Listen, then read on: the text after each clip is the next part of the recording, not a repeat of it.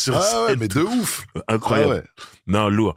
Avant de passer à la période donc de ton album solo, j'aimerais qu'on revienne un peu sur Rude Lion et notamment la compilation Ghetto Youth Progress, Oh, à laquelle t'as participé. complètement. À quel niveau? T'as juste fait tes feats ou t'étais là tout le temps un peu à suivre tout le projet? Non, en fait, ce projet-là, Ghetto Youth Progress, je suis pas à la base totale, mais Kemar, il m'en parle depuis tout le temps. Ouais.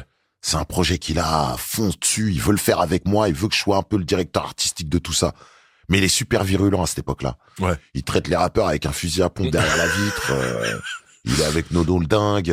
Ça prend des substances super illicites. Moi, j'ai pas envie. Ok. J'ai pas envie d'être mêlé tout le temps à ça. Il est nerveux, il picole, il est anxieux, il a envie que son projet il marche. Ouais. Il est violent, quoi. Il est violent. Ok.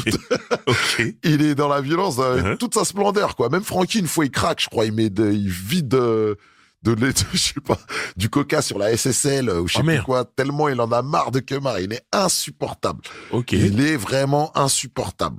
Et donc, moi, je veux bien faire le projet avec lui, mais je veux pas le superviser tout le temps. Je veux pas être là tout le temps. Ok. Donc là, quand il me dit on fait justement mon attitude, au départ, je dois faire moi un morceau avec lui. Ok. Et Little P, et en fait, c'est lui et KGB, moi et KGB, quoi, en fait. Ouais. Ou Timide et sans complexe et KGB, quoi. Ok. Donc KGB qui était le crew de Rude Lion. Rude Lion. Ouais. Et je dis non, je veux pas y aller tout seul. Et quand je dis à Sky de venir avec moi, il me dit vas-y, Kemar, il est relou. T'as vu, il va nous menacer à coups de mitraillette pour rapper, c'est relou tout. Je dis non, il va pas nous faire ça à nous, pas t'inquiète. Et là je dis bon, on va venir à plein, comme ça au moins on sera en équipe et ça va atténuer la pression, quoi, en fait. Ouais. Et donc je fais venir Joss, Black Blada, en fait, les prémices de Bougotop. Parce que Kid Kendall connaît très bien Rude Lion, ils ont le même âge. Ok. Ça va redescendre un petit peu la tension et ils sont tous les deux très nerveux, tous les deux le regard noir. Ça va tempérer les trucs, quoi, tu vois. Et on fait le morceau Mon Attitude, quoi. Ouais, c'est très lourd. D'ailleurs, le couplet de Kid Kendall, son entrée est incroyable. Qui veut tel. J'enlève ma veste. J'ai dit ok. Il est venu pour en découdre.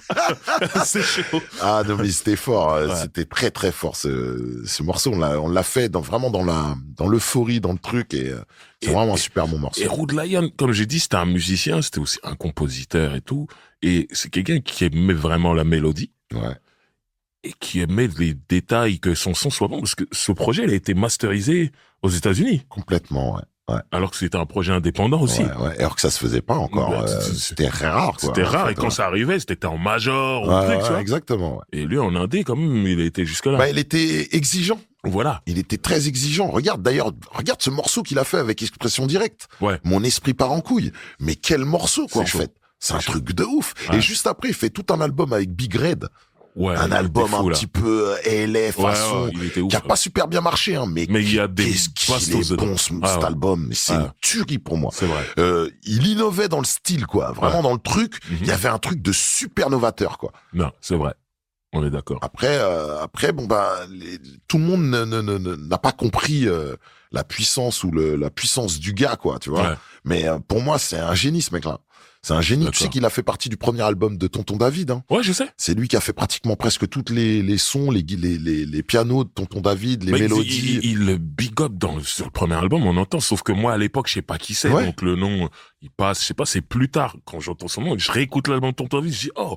Il parlait déjà de Rude Lion, High Fight, le sound system, tout ça. Voilà. Ouais, c'est le mec qui était super talentueux.